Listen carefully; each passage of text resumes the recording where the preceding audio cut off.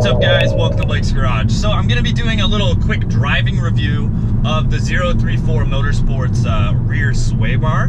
Now, I just installed the rear sway bar, so check out either the first half of this video, or I made this a second part depending on how long that video was, but I'll link that up in the corner here. I'll put a little eye up here so you can hit that, if that is the case, if it's another video. If not, then I don't know what I'm talking about, but if this is in the video, then click the eye, and then you'll know how to install this rear sway bar. So one of the first things I always like to upgrade on a car when you're doing some performance-oriented driving is the rear sway bar. Now, front sway bar is also good too. That helps balance it out. But with a car that is set up and prone to understeer from the factory, just having a stiffer front sway bar and set up to kind of push because it's lacking a lot of front camber, and well, the rear sway bar is pretty soft and the front sway bar is pretty hard. So you kind of want to counter-react that by putting in a stiffer rear sway bar. This rear sway bar has two adjustments on it, and it is actually 52% stiffer than the factory hollow bar in the rear. It's a 22.2 millimeter rear sway bar. So this is really the first time I'm going to be pushing the car. I'm going to get off my little freeway off-ramp in Mexico, if you will, that I like to rip around. I have traction control fully off. I don't like ripping around with traction control in this car. It's very invasive. Cuts in, you can feel lots of throttle cut, lots of ABS situations going on and that sort of thing. So I recommend you guys check out another video as my little skids and lifts and drifts of 2017. Again, I'll put an eye up here in the corner to that. This is the 2017 Audi S3, and well, in that video I show quite a few times that I get quite a bit of oversteer, some nice lift-off oversteer, some power oversteer, and really get ripping on this thing. So it's pretty fun. Let's give it a quick little rip right here under hard acceleration. Feels pretty good. I got my little dog bed back there. That actually felt a little less understeering off the initial push, just ripping out of the hole, so that felt really good. Because this car does tend to, it can slide a little bit over the pavement. It gets a little bit of a front bias from the all-wheel drive system, and it will tend to slip the front wheels as you're taking off before it's putting the grip back to the rear wheels. Hopefully that dog bed back there doesn't get annoying. We'll kind of see. It's probably going to be flying around. We'll use that as a G-force meter, right? Just to kind of see how it's doing. So on this off-ramp coming up, gonna test. It's gonna be all right-handers. It's a nice little clover, and I like this area because I can really push the limits of the car. It's a pretty safe little area, you know, freeway speed, so that's not a big deal. You can come into the corners pretty hot, and it's pretty fun. Right now, I am on the Pirelli Pzero tires, which, as you guys know, I do not like these tires. My track setup, I have some VMR 801s, which are 19 by 8.5 inch wheels with two 35R19 NT01s on them. And the NT01s, those things rip and they grip and they're freaking awesome. However, they are super loud. So, also, if you guys didn't see the other videos, I've done some brake upgrades in the car. Have the Castrol RBF in it, which is the best brake fluid you can pretty much buy on the market right now. Actually, it is the best. And we're going into that first corner right now. All right. So, initial turn-in, much better. I can feel a lot more bite from the front end.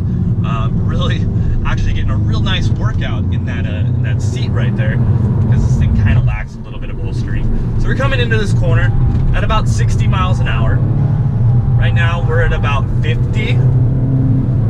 If I get a little bit of lift off, you feel the front tires really gripping. I got an R8 in front of me. Let's push this.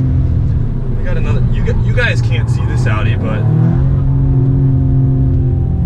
I'm on an R8's ass because why not, right? Why not? Why not be on an R8's ass? It's pretty sick in front of me. The guy's driving really slow. What's his deal? What's his deal? See the R8? Yeah, smoking that homie.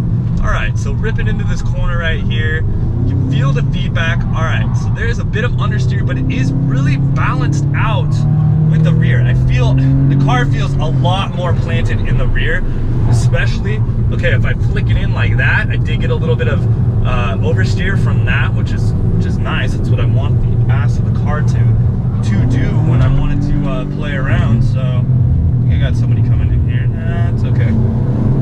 We're good. Work around this corner a little bit more, flick it in a bit. All right, getting quite.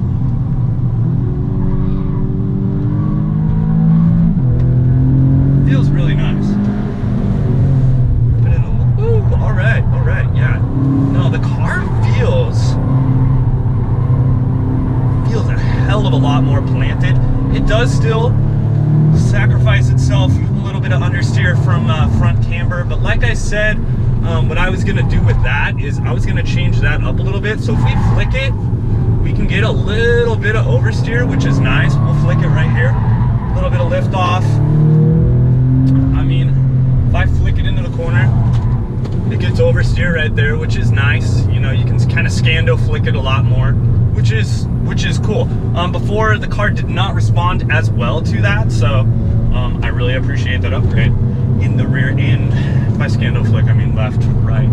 Kind of chuck the weight balance around of the car and flick it into the corner. You can really feel the ass of the car rotate, which is cool. So overall, that feels so much better. It really does handle a lot tighter. I really feel what the car is going to do. It feels a lot more predictable. Just being that before, had a lot more body roll in the rear end, and it just didn't feel as predictable. I feel a lot more front end grip, which is great. Overall, I'm really liking the difference in that. Can't wait to try this out on track. I have a couple more upgrades coming very, very soon. So make sure to subscribe, hit the notification button down there. We got lowering springs, we got front camber plates, and we got some steel braided brake lines. So like I was mentioning before, this car on the track, I have Cobalt brake pads, the XR1s in the front and the XR2s in the rear. Those are equivalent to like a Carbotech is, I don't know, really like an XP12, I think, in the front, and an XP10 in the rear. I think that's the Carbotech equivalent. So straight full race pads. Those brakes, when I used them on track at Thunderhill, I literally melted the paint off of my calipers. They were red, now they are bubbled up red and black because it bubbled the paint off. Castrol RPF, Armor Speed intake, currently right now, just rocking that rear sway bar. Car is amazing.